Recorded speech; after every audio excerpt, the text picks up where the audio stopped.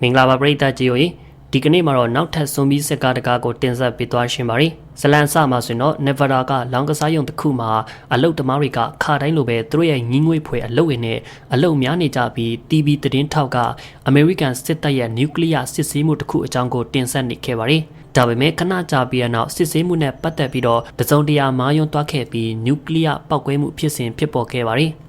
ီကြီးမားတဲ့ပောက်ကွဲမှုလိုင်းတွေကမကြခင်လောင်ကစားရုံနဲ့အဲ့ဒီဒေတာတစ်ခုလုံးစီရောက်လာခဲ့ပြီးလက်စစ်မီးတွေကိုရိုက်ခတ်ခဲ့ပါတယ်။အဲ့ဒီအချိန်မှာလောင်ကစားရုံအလုတ်တမတွန်းနဲ့သူ့ရဲ့လှုပ်ဖော်ကင်ဖက်တိုနီတို့ကမြေအောက်ပစ္စည်းတွန်းလောင်ခန်းတစ်ခုမှာလိုအပ်စွာနဲ့ဟော်မုန်းလို့ကင်းကစားကြရင်သူတို့ရဲ့ပြင်းစရာကောင်းတဲ့အချိန်ကိုကုန်ဆုံးနေကြပါတယ်။ဒါရဲ့အကျိုးဆက်အနေနဲ့သူတို့နှစ်ယောက်ကတေစီလောက်တဲ့နျူကလ িয়ার ပောက်ကွဲမှုမှာရှင်တန်လွတ်မြောက်ခဲ့ကြပါတယ်။ဒါပေမဲ့ electronic စနစ်နဲ့ဖွင့်နေရတဲ့အခန်းထဲမှာပိတ်မိနေကြပါတယ်။မီးပြန်လာတဲ့အခါမှာတော့သူတွေကလည်းလောင်ကစားဝိုင်းကနေပြန်ထွက်လာကြပါတယ်။ဒါပေမဲ့လောင်ကစားရုံမှာရှုပ်ပွားနေပြီးတော့တိုနီကိုဝင်တိုက်ခိုက်တဲ့စွန်ဘီအမျိုးသမီးတယောက်ကလွဲရင်တော့ဘယ်သူမှမရှိကြတော့တာကိုတွေးလိုက်ရတာကြောင့်အံ့ဩတွားကြပါတယ်။တုံကစွန်ဘီအမျိုးသမီးကိုတိုရီစီကနေဆွဲခွာလိုက်ပြီးတော့ကလာထိုင်ခြေထောက်နဲ့ရိုက်တက်ပစ်လိုက်ပါတယ်။ကြောက်လန့်ပြီးတော့ဆွေးဆွာဖြစ်နေလျက်သူတို့ကနီးပညာရှင်တယောက်နဲ့တွေ့ခဲ့ကသူကပောက်ကွဲမှုဖြစ်စဉ်မှာမြောက်ခန်းထဲမှာထိမ့်သိမ့်မှုတချို့တွားလုံနေတာကြောင့်ကန်ကောင်းစွာနဲ့ပဲအသက်ရှင်ခဲ့တာပါလို့ပြောပြပါရီအဲဒီနောက်နီးပညာရှင်ကလောင်ကစားရုံရဲ့လုံခြုံရေးကင်မရာတွေကိုစစ်ဆေးကြည့်ဖို့တုံကိုခေါ်လာပါရ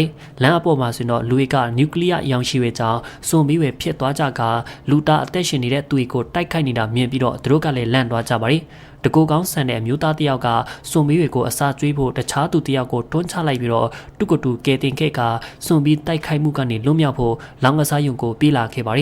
ီတုံကအပြစ်မဲ့တဲ့အမျိုးသားတယောက်ကိုတီးစီခဲ့တဲ့သူ့ရဲ့တကူကောင်းဆန်မှုအတွက်ရှုပ်ရှားနေခဲ့ပေမဲ့နီးပညာရှင်ကတော့သူ့ကိုအချိန်မီလေးမှာပဲအထဲကိုဝင်ခွင့်ပြုလိုက်ပါရီသူတို့ရဲ့လုံခြုံရေးအတွက်တုံနဲ့တိုရီတို့ကအဆောင်ဦးရဲ့အလွာအတိုင်းကိုစူဆန်းရှာဖွေကြပြီးတော့စွန်ဘီတွေကိုအထဲမှာပိတ်လောင်ထားကြပါရီအဲဒီနောက်ဟိုတယ်ခန်းတစ်ခုထဲမှာပိတ်မိနေတဲ့လူသားအသက်ရှင်နေသူတယောက်ကိုသူတို့ကတွေ့ရှိခဲ့ကြပါတယ်။ဒါပေမဲ့ကောင်မလေးကထွက်လာတဲ့နေရာမှာမတော်တဆစူညံတန်တချို့ကိုလှုပ်လိုက်မိပြီးတော့အနီးအနားကစွန်ဘီဝေဟာတူစီကိုချက်ချင်းရောက်လာခဲ့ပြီးအဲဒီကောင်မလေးကိုတိုက်ခိုက်ခဲ့ပါတယ်။ပိုကောင်းတဲ့ရွေးချယ်မှုမရှိတော့တာကြောင့်တုံနဲ့တိုရီတို့ကလည်းအဲ့ဒီအောက်ကရေကူးကန်အထက်ကိုခုန်ဆင်းလိုက်ကြပါတယ်။ရေအောက်မှာပုံနေတဲ့စွန်ဘီတကောင်ကြိုက်တာကိုမခံရခင်သူတို့ကတတိကလေးလွတ်သွားကြပါတယ်။နောက်တနေ့မှဆိုရင်တော့ကြံနေတဲ့၄ယောက်ကကောင်းကောင်းတိဆောက်ထားတဲ့ကာကွယ်ရေးစနစ်နဲ့ကြံခဲ့တဲ့စားနဲ့ရိတ်ခါတွေရဲ့ကြီးစုကြောင့်လောင်ကစားရုံထဲမှာပဲယာယီဘေးကင်းနေကြပါရီဒါပေမဲ့တခြားတနည်းကိုထပ်ပြီးမစီစဉ်ထားဘဲနဲ့သူတို့ရဲ့တာယာမှုကအကြကြီးခံမှာမဟုတ်ဘူးဆိုတာကိုယုံကြည်ပြီးတော့တွန်မှာလောင်ကစားရုံထဲကနေထွက်ပြီးတော့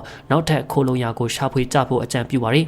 ီဒါပေမဲ့ကျန်တဲ့၃ယောက်ကတော့ဘာမှမတိတဲ့အပြင်ဘက်ကဘာအထဲမှာသူတို့ရဲ့အသက်တွေကိုမစွန့်စားရှင်တာကြောင့်အကြံပြုချက်ကမအောင်မြင်ခဲ့ပါဘူး။တညမှာဆိုရင်တော့ခေါင်မို့အထက်မှာရှိနေစဉ်အဝေးတနေရာမှာကုန်ကားတန်းကြီးကိုတွန်းကလမ်းမြင်လိုက်ပြီးပိတ်လောင်နေတဲ့ငရဲခန်းကနေထွက်ပြေးဖို့ဒါကအခွင့်အရေးတစ်ခုပဲလို့သူကယုံကြည်လိုက်ပါတယ်။အဲဒီနောက်သူတို့ကိုတတိထားမိအောင်မိပုံကြီးကိုဖိုးကြပေမဲ့အလံဝေးလာတာကြောင့်အရာမထင်ခဲ့ပါဘူး။ညဖက်မှာစွန်ပြီးအိတ်နေပုံပေါ်တာကိုတတိထားမိပြီးတော့ကားတန်းကိုဆွဲဆောင်ဖို့လမ်းအပေါ်မှာမီးမောင်းထိုးပြရန်ဆုံးဖြတ်လိုက်ကြပါရီနီးပညာရှင်ကိုအရန်အစီအစဉ်အတွက်အထဲမှာထားခဲ့ပြီးတော့အိတ်နေတဲ့စွန်ပြီးအကြားကနေသူတို့၃ယောက်ကစူညံတန်မဲစွာနဲ့ဖြတ်သွားကြပါရီဒါပေမဲ့တိုရီကစွန်ပြီးရဲတယောက်စီကနေတနက်ကိုယူဖို့ကြိုးစားတဲ့အချိန်မှာသူ့ကိုနိုးမိလူစစ်စစ်ဖြစ်သွားခဲ့ရပါရီသူတို့ကမီးမောင်းစီကိုဘေးကင်းစွာနဲ့ရောက်သွားခဲ့ပြီးတော့မီးထွန်းလိုက်ကြပါရီအလင်းတန်းကကောင်းကင်ကိုဖျားထွက်သွားပေမဲ့မမျောလင့်ထားပဲတချင်းတန်ပါထွက်လာခဲ့ပါရီရုတ်တရက်တချင်းတန်ကြောင့်စွန်ဘီဝေကနိုးထလာခဲ့ပြီးအကူအညီမဲ့နေတဲ့သူတို့၃ယောက်ကိုတိုက်ခိုက်ဖို့တဟုန်ထိုးပြေးလာကြပါရီတေးရေးရှင်ရေးဖြစ်နေတဲ့အဲ့ဒီအချိန်မှာနီးပညာရှင်ကစွန်ဘီဝေကိုအာယုံလွှဲဖို့နီလန်းကိုရှာဖွေခဲ့ပါရီသူကစွန်ဘီအုပ်ကြီးအကြားတဲကနေအယုတ်ကားတစ်စီးကိုမီးပန်းတွေတက်ပြီးတော့မောင်းလွှတ်လိုက်ပါရီသူတို့၃ယောက်ကလည်းစင်အပေါ်ကနေဆင်းကြပြီးတော့လောင်ကစားယုံကိုအမြန်ပဲပြေးကြပါရီဒါပေမဲ့ကန်ဆိုရှင်တော့တကူကောင်းဆန်တဲ့အမျိုးသားတယောက်ထဲကတာလောင်ကစားရုံထဲဘီကင်းစွာနဲ့ရောက်သွားခဲ့ပါရီတုံနဲ့တိုရီတို့ဟာအခွင့်အရေးမရလိုက်ပဲနဲ့စွန့်ပြတ်ထားတဲ့ဘတ်စကားတစ်စီးထဲမှာဝင်ပုန်းနေကြရပါရီနီးပညာရှင်ကသူတို့နှစ်ယောက်ကိုထားခဲ့တယ်ဆိုပြီးတကူကောင်းဆန်တဲ့အမျိုးသားကိုဆွဆွဲခဲ့ပါရီဒါပေမဲ့အဲ့ဒီလူကဒီအတွက်အပြစ်ကင်းတယ်လို့ခံစားရပုံပေါ်နေခဲ့ပါရီလမ်းအပေါ်မှာစွန်ပြီးရဲ့အားလုံးကဘတ်စကားအနားမှာစုပြုံနေကြပြီးလူတာအသက်ရှင်ကျန်ရစ်သူအနေငယ်ကိုအပြင်းထန်ရှင်တိုက်ခိုက်နေကြပါရီတုံနဲ့တူရီတို့ကစိတ်ညစ်နေလျက်သူတို့ချမှတ်ခဲ့တဲ့ဆုံးဖြတ်ချက်အတွက်အချင်းချင်းကိုအပြစ်တင်နေကြပါရီဒါပေမဲ့ဒီအတန်တွေကဘတ်စကားအပေါ်မှာအိတ်နေတဲ့စွန်ဘီတကောင်ကိုနိုးလိုက်မိပါရီရုတ်တရက်အဲ့ဒီစွန်ဘီကတုံကိုဝင်လုံးခဲ့ပြီးတူရီမတက်ပြစ်နိုင်ခင်သူ့ရဲ့လက်တစ်ချောင်းကိုကိုက်လိုက်ပါရီ နောက်ထပ်ကူးစက်မှုတွေထပ်မရှိစေဖို့အလွန်အမင်းနာကျင်ရပေမဲ့သူ့ရဲ့ဒဏ်ရာကရရှိထားတဲ့လက်တစ်ချောင်းကိုဖျက်ပစ်ဖို့သူမကရွေးချယ်လိုက်ပါတယ်ကံကောင်းရှင်တော့ကားတန်းကြီးဟာမိမောင်းကိုတုံ့ပြန်တဲ့အနေနဲ့အဲ့ဒီနေရာကိုရောက်လာခဲ့ပြီးသူတို့ရဲ့အားကောင်းတဲ့လက်နက်တွေနဲ့တုံနဲ့တူရီတို့ကိုကယ်တင်ပေးခဲ့ပါတယ်။စွန်ဘီတွေရဲ့ရန်ကနေလွတ်မြောက်သွားပြီးနောက်သူတို့နှစ်ယောက်ကရောက်လာတဲ့စစ်သားတွေမကြခင်သူတို့စီကနေလက်နက်သိမ်းကြပြီးလောင်ကစားရုံထဲမှာသူတို့ကိုထိန်းချုပ်ထားလိမ့်မယ်လို့မမျှော်လင့်ထားခဲ့ကြပါဘူး။စစ်တပ်ဆရာဝန်မလေးကတွန်မြတ်လက်ကိုချုပ်ပေးလိုက်ပြီးတုံကရင်တန်းနဲ့လိုက်တွားရှင်တဲ့သူ့ရဲ့ဆန္ဒကိုထုတ်ပြခဲ့ပေမဲ့နောက်ပိုင်းမှာတော့စစ်သားတွေကနည်းနည်းတန်တရားဖြစ်ဖွယ်ပြုမှုနေကြပြီးသူတို့တွားတဲ့နေရာတိုင်းမှာသူတို့ကိုအနီးကလိုက်ကြည့်နေကြတာကိုသတိထားမိခဲ့ကြပါတယ်။တရက်မှဆိုတော့နီးပညာရှင်ကလိုအပ်စွာနဲ့ရှောက်ကြည့်ခဲ့ကစစ်တပ်ကတကူကောင်းဆန်တဲ့ကောင်ရဲ့အကူအညီနဲ့ကုံလောင်ခန်းတွေကစားစရာနဲ့ရိတ်ခါတွေအားလုံးကိုယူသွားတယ်ဆိုတာတွေ့လိုက်ရပါတယ်။အဲ့ဒီအမျိုးသားကကြံ3ယောက်ကိုတစ္ဆာဖောက်ပြီးတော့စစ်တပ်ကိုကျင်းနှံ့အောင်လုပ်ပေးခဲ့ပြီးသူတို့နဲ့အတူလိုက်ပါရဖို့ကြိုးစားပါတယ်။နီးပညာရှင်ကဒီအတွက်စိတ်တူသွားပြီးတော့စစ်သားတွေနဲ့အဲ့ဒီတကူကောင်းဆန်တဲ့သူကိုရင်ဆိုင်ဖြည့်ရှင်းခဲ့ပါတယ်။ဒါပေမဲ့သူမတိုက်ခိုက်နိုင်ခင်မှာရုတ်တရက်စစ်သားတွေကတနတ်နဲ့ပစ်ခဲ့ပါတယ်။ဖီယိုဘဲတွေဖြစ်နေစင်မှာတော့တိုရီကကျသွားတဲ့တနတ်နဲ့သူတို့ကိုပြစ်ပြီးဘေးကင်းအောင်ဝင်ပုန်းနေခဲ့ပါတယ်။ဆရာဝန်မလေးကတွန်ကိုအတူထွက်ပြေးဖို့တိုက်တွန်းခဲ့ပေမဲ့ရိတ်ခါတွေရှိတဲ့နောက်ထပ်ကုံလောင်ခန်းတစ်ခန်းရှိနေသေးတယ်လို့ပြောကတွန်ကစစ်သားတွေကိုလှည့်စားခဲ့ပါတယ်။စစ်တပ်ကတွန်ကိုသူတို့ကိုလမ်းလိုက်ပြပေးဖို့ပြောလိုက်ပါတယ်။နောက်ဆုံးမှာဆိုတော့တွန်ကသူတို့ကိုကုံလောင်ခန်းစီခေါ်သွားကြပြီးအရင်ကအထဲမှာပိတ်လောင်ထားခဲ့တဲ့စာလောင်နေတဲ့စွန်မီများစွာကိုလွတ်ပေးလိုက်ပါတယ်။စွန်မီတွေကစစ်သားတွေကိုအကြမ်းဖက်တိုက်ခိုက်ကြပြီးတော့အသက်များစွာကိုနှုတ်ယူခဲ့ကဂျန်တဲ့စစ်သားအနေငယ်သားအထိတ်တလန့်နဲ့လောင်ကစားယုံကနေထွက်ပြေးသွားကြပါတယ်။လောင်ကစားယုံထဲမှာဆိုတော့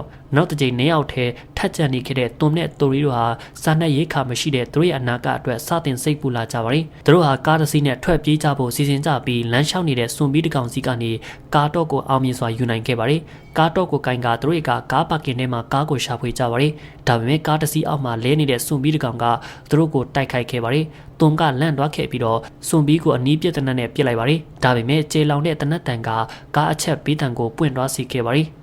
သူတို့နှစ်ယောက်ကလည်းထွက်ပြေးကြပြီးတော့နောက်ဆုံးမှဆိုတော့ရှာနေတဲ့ကားကိုတွေ့ခဲ့ကြပါတယ်။ဒါပေမဲ့တော့ခတ်ထားတဲ့ကားကိုတောင်တစ်ခါကိုသူတို့ရဲ့တီရောက်မဖြတ်နိုင်ဘူးဆိုတာကိုတိပြရနောက်စွန်ဘီရဲ့အနားရောက်မလာခင်လေးမှာပဲလုံချုံရဲ့အတွက်လောင်ကစားယုံကိုပြန်ဝင်ကြရပါတယ်။အဲ့ဒီညခေါင်မိုးအထက်မှာကြောက်လန့်ပြီးတော့စိတ်ပြတ်နေကြပေမဲ့တွန်နဲ့တိုရီတို့ကစွန်ဘီဝေစားတာကိုမခံရခင်နောက်ဆုံးတစ်ကြိမ်လို့ယူဆရတဲ့ဟော်မုန်းကိုထုတ်ကြဖို့ဆုံးဖြတ်ခဲ့ကြပြန်ပါတယ်။ဒါပေမဲ့သူတို့ကအချိန်မှန်လေးမှာပဲနောက်ဆက်ခံလိုက်ရပြီးဆီယာဝန်မလေးကကားတစ်စီးနဲ့ပြန်လာတာကိုတွေးလိုက်ရတာကြောင့်အလွန်ကိုအံ့ဩတွားကြပါတယ်။ဒါပေမဲ့စွန်ဘီတကောင်ဟာဒူမကိုလန့်အောင်လှုပ်လိုက်တဲ့အချိန်မှာကားတိုက်မိပြီးတော့မောက်သွားခဲ့ပါတယ်။ကံကောင်းရှင်တော့တွန်ကတန်တောင်အိမ်တလုံးနဲ့ဒူမကိုကယ်ထုတ်နိုင်ခဲ့ပြီးအထဲကိုပြန်ခေါ်လာပေးခဲ့ပါတယ်။သူမကရင်တန်းကိုပိုမြန်ပိုတန်တဲ့စွန်ဘီတအုပ်ကဒဲကန်ဒရအထင်းမှာတိုက်ခိုက်ခဲ့တယ်လို့သူတို့ကိုပြောပြပါတယ်။အဲ့ဒီအချိန်မှာသူမကလွဲရင်တော့ဘယ်သူမှအတက်မရှင်ခဲ့ကြပါဘူး။ဒါပေမဲ့တိုရီကကောင်မလေးနဲ့စစ်သားတွေစားနဲ့ရိတ်ခါတွေအားလုံးကိုယူသွားခဲ့တယ်လို့ဆွဆွဲခဲ့ပြီးစွန်ဘီကူးဆက်ခံကဘာကြီးအထက်မှာကြံခဲ့တဲ့တူးထဲတော့အမျိုးသားအတွက်သူမရဲ့ဟော်မုန်းပြိုင်ဖက်ဖြစ်လာလိမ့်မယ်လို့ယုံကြည်နေရတဲ့ကောင်မလေးကိုမနာလို့ဖြစ်လာပါတယ်။နောက်တနေ့မှဆိုတော့ပိုတန်မာတဲ့စွန်ဘီဝေဟာမြို့အထဲကိုရောက်လာကြတာကိုတွေ့နေရတာကြောင့်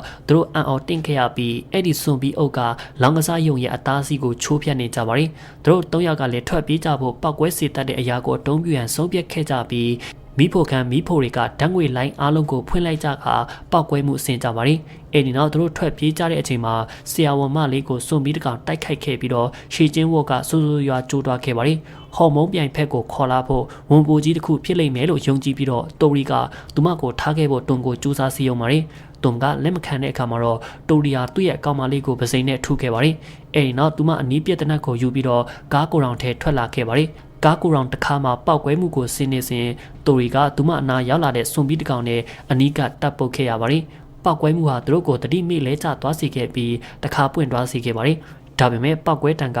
တိုရီတတိပြန်ရလာတဲ့အချိန်မှာပုံများတဲ့စွန်မီတွေကိုသူမစီဆွဲခေါ်ခဲ့ပြီးတော့တိုက်ခိုက်ကူးဆက်စေခဲ့ပါတယ်။တစ်ဖက်မှာဆိုတော့တွန်နဲ့ဆရာဝန်မလေးတို့ကဒုတိယအကြိမ်ပောက်ကွဲမှုမဖြစ်ခင်လေးမှာမြောက်ခန်းတွေကိုပြေပုံကြပါတယ်။ဒီတစ်ကြိမ်ပောက်ကွဲမှုကအဆောင်အုပ်ကိုအပိုင်းပိုင်းပြိုကွဲတွားစီကစွန်ဘီများစွာကိုလည်းတိတ်ဆုံးတွားစီခဲ့ပါတယ်။အဲဒီနောက်မှာဆိုတော့အသက်ရှင်ကြံခဲ့သူနှစ်ယောက်ကကားပါကင်တဲကိုထွက်သွားကြပါတယ်။အဲ့ဒီအထဲမှာတိုရီနဲ့တွန်တို့အရှိကထွက်ပြေးဖို့ကြိုးစားခဲ့တဲ့ကားပေါ်ကိုတက်ကြပြီးစွန်ဘီကူးဆက်ခံမြို့ထဲကနေချက်ချင်းမောင်းပြေးခဲ့ကြ ကြပါရီဒါပေမဲ့စွန်ပြီးဖြစ်သွားတဲ့တူရီကအနောက်မှာကြံရစ်ခဲ့ပြီးပိုအားနေတဲ့စွန်ပြီးတွေကိုတက်က